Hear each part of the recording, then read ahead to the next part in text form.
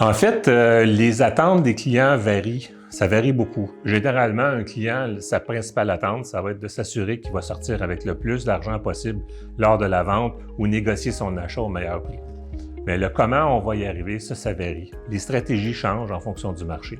On doit être en mesure de s'adapter à ce qu'on voit, comment le moduler, comment le présenter en fonction du marché où on a, puisqu'il ne faut pas oublier qu'au final, c'est le client qui m'engage qui va bénéficier de mon expérience. Quand on représente un vendeur, il ne faut pas oublier qu'un courtier, c'est jamais lui qui fait une transaction, mais il fait une transaction pour représenter soit un vendeur ou un acheteur. Quand on représente un vendeur ou un acheteur, c'est pareil dans les deux cas, il faut vraiment être à l'affût du marché. Il faut savoir, mais dans cette région-là, ce secteur-là, mais quels sont les prix, quelle sont la durée de l'inventaire, qu'est-ce qu'on a comme inventaire, qu'est-ce que ça vaut, quand on rencontre une propriété en particulier, pour pouvoir bien conseiller un client.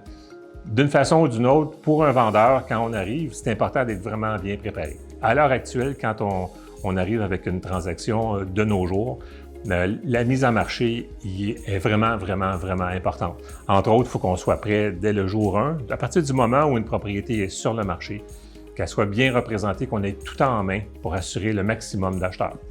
Il y a 5 ou 10 ans, ou dans d'autres moments où le marché était moins rapide, souvent on mettait une propriété avec une photo de façade. On la mettait le journée même où on signait un contrat de courtage. Puis les photos s'ajoutaient au fil du temps, mais les délais de vente étaient tellement plus longs, ça n'avait pas d'incidence.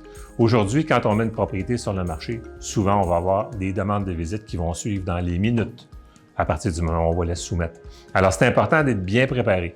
Il faut que tout ce qu'on doit mettre de l'avant en termes de marché, de mise en marché, soit fait et soit bien fait dès le départ. Sinon, c'est le vendeur qui va laisser de l'argent sur la table.